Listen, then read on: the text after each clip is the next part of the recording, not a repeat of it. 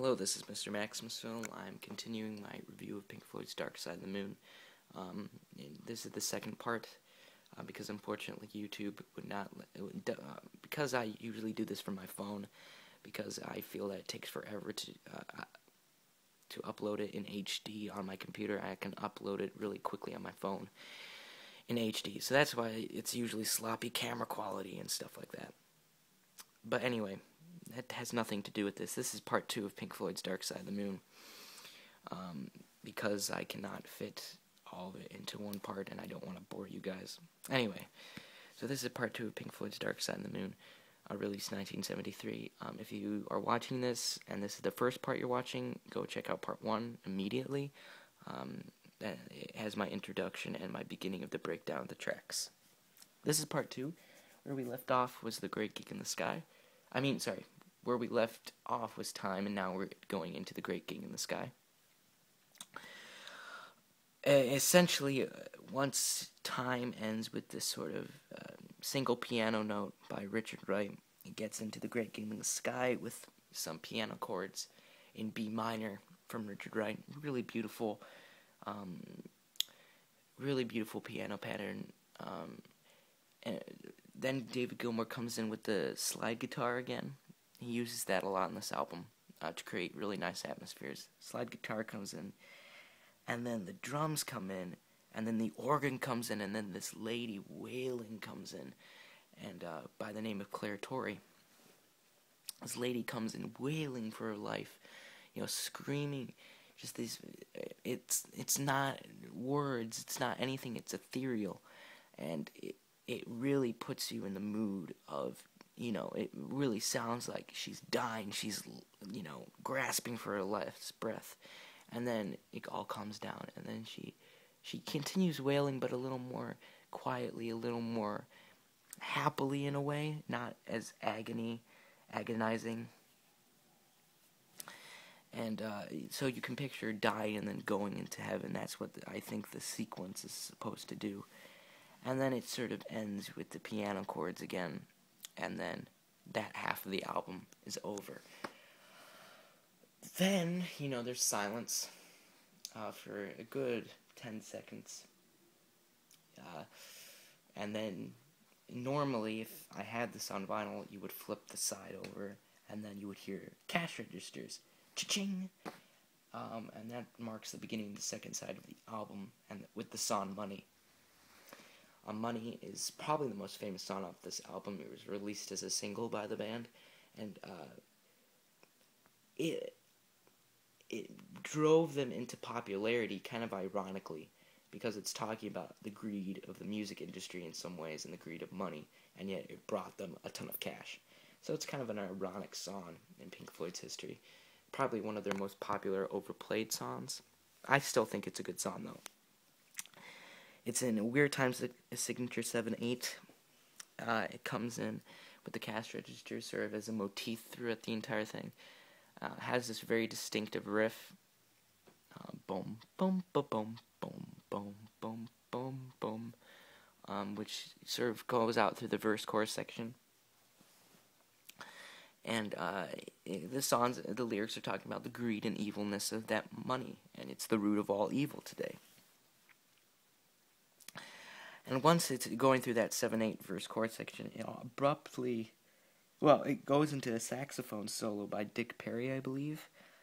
It's really wailing. I think it's double-tracked. It's really cool.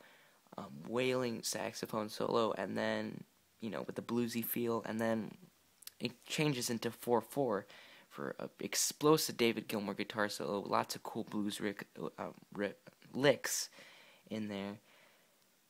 Really cool guitar solo. Really funky keyboard work action from Richard Wright. And then the bass comes in with that riff again, and so does the guitar, and it all comes back and goes into the first chorus section. And then it kind of fades out with all these voices, nonsensical, insane voices, saying certain phrases like, I don't know, I was really drunk at the time, and it kind of fades out in a blanket of voices, and then the organ comes in, and then we're into Us and Them. Us and Them is a long song. It's the longest on the album. It comes in with the organ, and then eventually the arpeggiated guitar pattern comes in, very light guitar pattern. A saxophone solo comes in. It's all very slow-paced and rolling. And then David Gilmour comes in with the vocals, and it has a cool echo effect. So it's us, us, us, us, us, us, us, and them. So it's kind of that vocal effect that goes on throughout the entire thing, that creates sort of this minimalistic, nice, spacey sort of feel. And then the chorus comes in, and the chorus is just bursting. The lyrics are talking about war, and the chorus is just bursting. It bursts. Dave Gilmour singing at the top of his lungs, probably. Just, the general set. It's very anti-war, and it's great. It's a really cool song. And then it goes into Any Color You Like, which is a cool jam with a funky guitar phaser effect, and really cool synthesized keyboard patterns, probably on a synthesizer by Richard Wright. Really cool. Then it gets into the kind of climax of the album, which is Brain Damage, which is talking about going insane. And the guitar pattern is very arpeggiated and very minimalistic song as well. There's not a lot of drums in it. It's sort of Nick Mason just tapping the hi-hat over and over again. The chorus sort of soars, though. The chorus soars, and lots of gospel singers. That's a motif you will also find in this album. There's a lot of gospel singers, and there's a gospel singer singing, and Roger Waters sings this song, and nice double track vocals by him. Some of his best vocal work. And then when you can hear insane laughter in the background, it's a very eerie song. Nice synthesizer solo at the end by Richard Wright. And then at the end, it bursts into color with Eclipse, which has this sort of poem as the lyrics, and just sort of summarizes the entire album with another arpeggiated guitar riff. Segs really nicely from Brain Damage, and just explodes with the gospel singers and all sort of the effects you've been hearing in the album. And it closes with the heartbeat that you find at the beginning, which I might have forgot to mention, which is a big part. It starts out with a heartbeat, and it ends with a heartbeat. And there is no dark side of the moon. Matter of fact, it's all dark, which is very philosophical. So that is my summary of the track listings of Dark Side of the Moon. Getting into the Oh By The Way packaging, which is what the original album was intended to have. People have changed it up a lot in these modern times, but this is the packaging for Dark Side of the Moon. The famous prism, which is the professional cover that the band wanted, done by Hypnosis. I forgot how to pronounce their name. Sorry about that. The prism symbolizing their lighting show and sort of the themes of the album. And it is a gatefold, but the cool thing is it's a continuous sort of thing with a larger version of the prism on the back, and it sort of flows, and you can make like an never-ending continuation of it all, which is also very symbolic. Gatefold, I love this gatefold. It's so minimalistic and professional. Heartbeat, pulse on the rainbow there.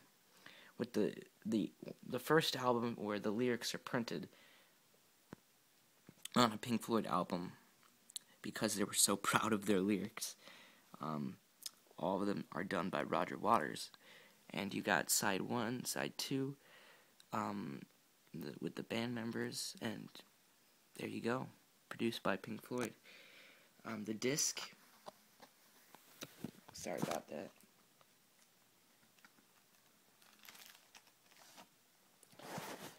The disc is a prism, and it's in this little bag for the Oh By The Way edition. It's a prism, the prism motif. So that would have been the label on the original album.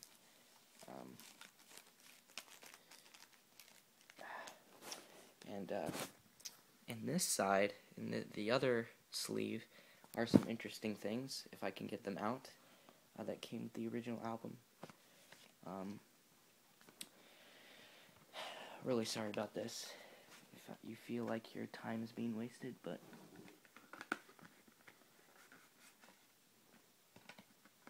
I actually never showed these things in my Oh By The Way box set because they were hard to get out, but I guess I'll show them now. So there's the album. Here are 2 stickers with pyramids on them that came with the original album, with Pink Floyd spelled out there. Same thing with this. Pyramids is a reoccurring theme with the packaging. And pardon me again. Here's poster 1. Pink Floyd, that's David Gilmour. That's sort of a shot of the band. That is Nick Mason, I believe. That is Roger Waters with his famous Gone. That is Roger Waters again. And that is Richard Wright. So that is poster 1. Pardon me again. Once again, sorry if this is troubling for you. I felt that I should show this because it is part of the packaging.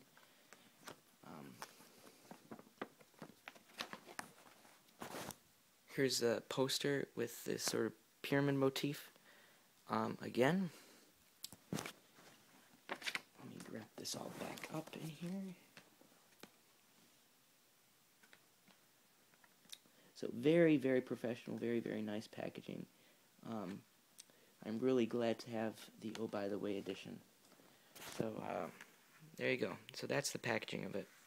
I would definitely give this album a 10 out of 10, no questions asked. It is my second favorite album of all time next to Kid A, but it's probably the album that most influenced me in my musical tastes. So I'm sorry if this review bored you or anything. I just wanted to do something special and longer for Dark Side of the Moon, which is by far the best Pink Floyd album ever released. So please subscribe to Mr. Maximus Film channel.